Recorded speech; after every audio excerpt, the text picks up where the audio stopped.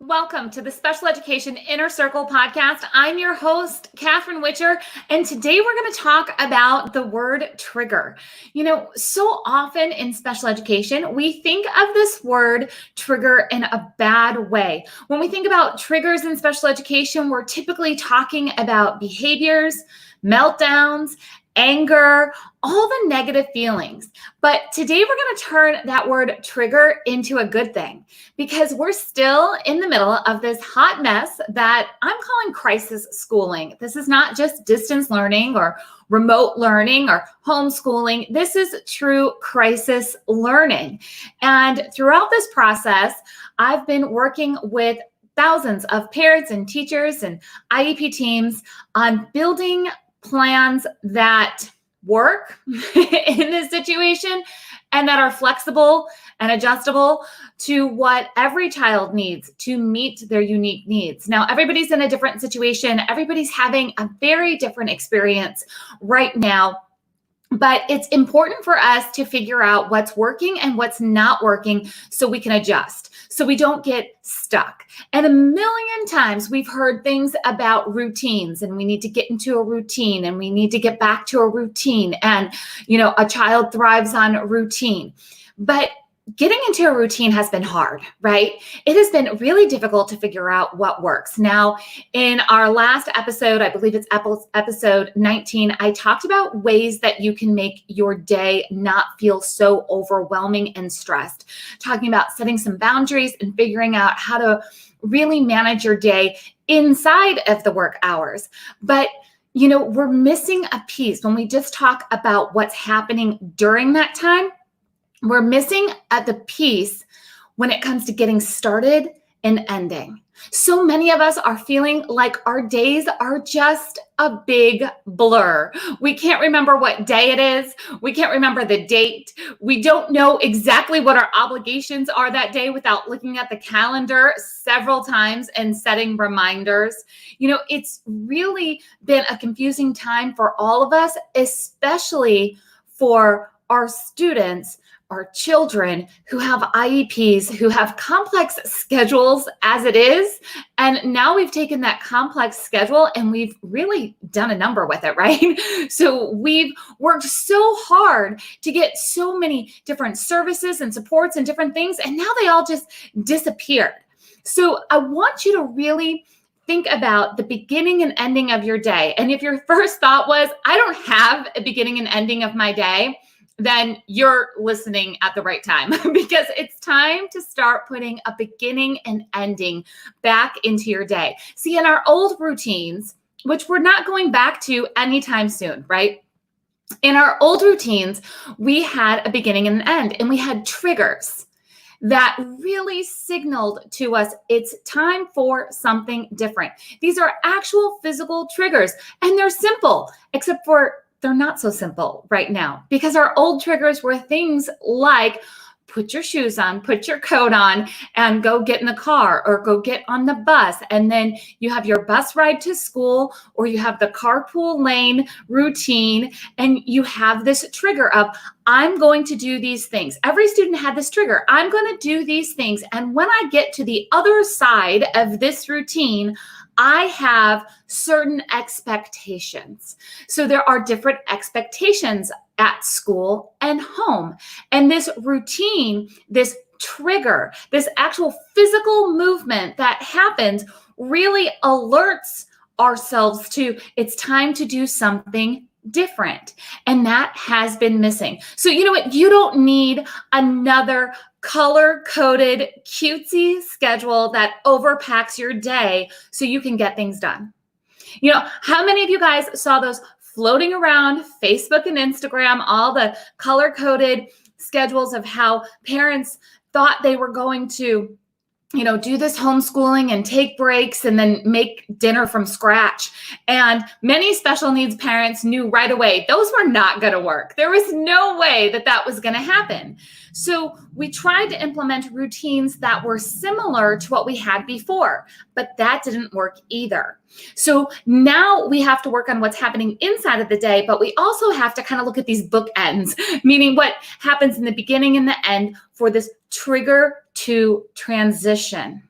I used to use these as a teacher all the time. For those of you that don't know, I have a brother with Down syndrome, and I became a special education teacher a very long time ago. And we had these specific transitions every day inside of my classroom. We were singing the What's the Weather song before we did calendar time, and we were singing cleanup songs to move through that transition of finishing one activity into the next. We had all different types of triggers. So I want to give you a few ideas on how you can set some triggers to transition in your home that includes something physical to do, not just a timer that beeps at 8 a.m. and says, okay, let's go to the next activity. No, we're talking about an actual physical routine. So here's a couple of ideas.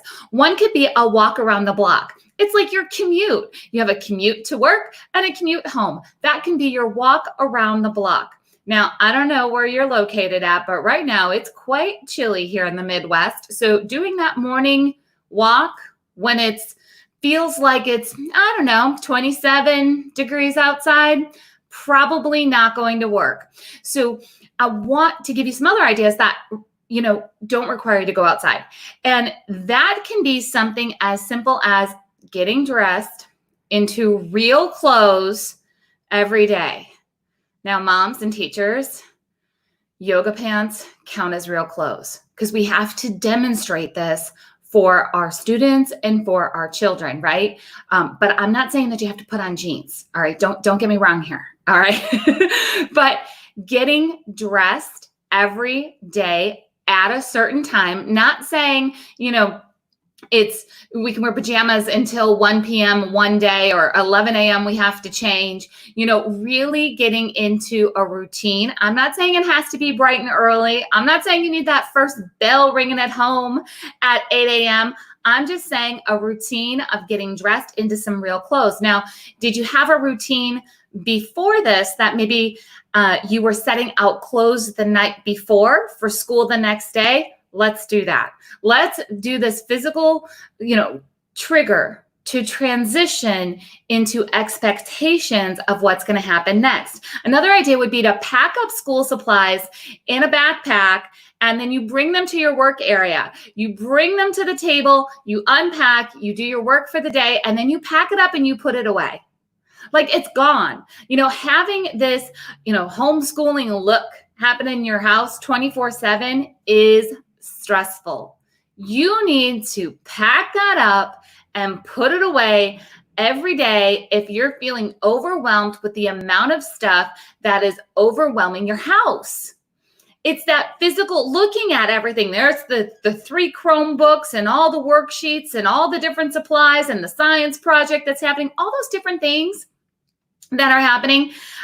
You can pack those up and put them away and bring them out as needed. But every day you would have a routine of packing up some things, bringing it to the table, doing some work, and then packing them up, back up and bringing them home. That would be a great physical trigger for we're starting work and we have different expectations and our workday is over. We are done. That can include also using a song, maybe you have a song for the morning and a song for the afternoon, a favorite song that you can blast a little bit too loud and dance and sing, and you transition in and then you transition out of your day. There's actually a silver lining to this. Many of you guys are feeling like you're working 24/7. I know moms naturally feel that. Teachers feel that too. But no longer should homework or schoolwork be taking over your dinner time and stealing your peace in the evening. You get to choose a beginning and an end to your day. And for anybody who just said, no, I can't, then you need to go back and listen to episode 19 because yes, you can. And you absolutely deserve to have a beginning and an end to your workday. Your children, your students need to have a physical trigger, a physical reminder of we are going into work and we are going out of work. And don't think that that has to be a 9 a.m. start and a 3 p.m. finish. That might be a 9 a.m. start and a noon finish. that's fine. But that means that the expectations for those 3 hours are different than the expectations outside of those hours. And when you're outside of those hours, you let the stress of what happens inside of those 3 hours go.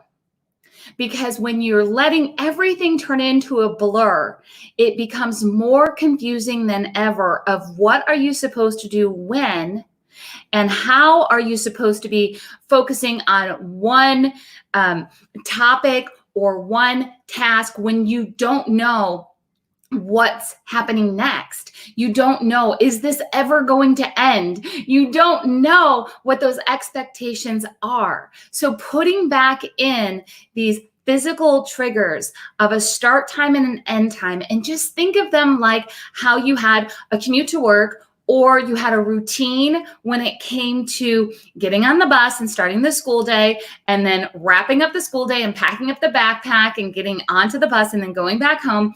Children know. They absolutely 100% know what the expectations are on the other side of our trigger. They know that this is the routine and then this is what's expected. So make sure that you're not overpacking your day and doing all those things that overwhelm you during those work hours, but a very clear start and finish are so important. You know, as the founder of the Master IEP Coach Mentorship and Network, it's so important for me not to just focus on what is in an IEP document, but it's how it's going to work. So we can write the prettiest IEP document. We can come up with a great distance learning plan. We can have those pretty color-coded schedules and have everything that is supposed to be in the document in the document. But if we don't figure out these little things like transition triggers or being able to set boundaries during the day, if we don't figure those things out, then that perfect piece of paper doesn't work. And we are not meeting a child's unique needs. And then we're not preparing them for further education, employment, and independent living. Remember, that's the entire purpose of an IEP. It's to prepare a child for further education, employment, and independent living. The shift of how we have to get that done needs to change now. We don't know what's going to be happening in the fall. We don't know what's happening this summer. We don't know if kids are going back to campus full time or if there's going to be some type of combination of remote learning and on-campus learning. But whatever that is, Master IEP coaches are going to be prepared to help you. Or maybe you're ready to become a Master IEP coach. That's where you go and hop over to masteriepcoach.com. And that's where I can give you the details on how you can become a Master IEP coach, how you can truly be prepared to, be that leader at the virtual IEP meeting, or create that distance learning plan that goes beyond what is being presented as a standard plan for everybody, or how to develop a powerful parent input statement. And I'm telling you, teachers, you want to know how to help your parents of your students create powerful parent input statements, because it actually makes your job much easier. Parents, you want to know how to write this document, this piece of the IEP that's called the parent input statement.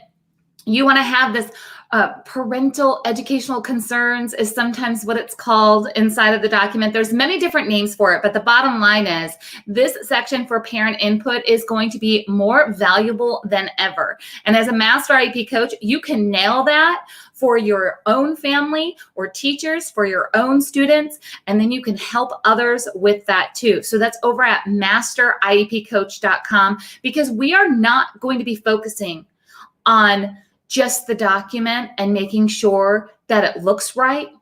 We as Master IEP coaches know how to ask the tough questions to make sure that it can be implemented, to make sure that you have things in place, whether you're going to be learning at home or you're going to be learning at school, to get back to those routines, to find those triggers that are positive, that are going to bring a child back to baseline of their skill level as soon as possible and help launch them forward, even though we've been through this crisis and chaos. So I hope to see you over at masteriepcoach.com. And don't forget, It's time for you to start looking at the beginning and the end of your day and put in those transitions, a physical transition that's going to signal your family that it's time for some different expectations.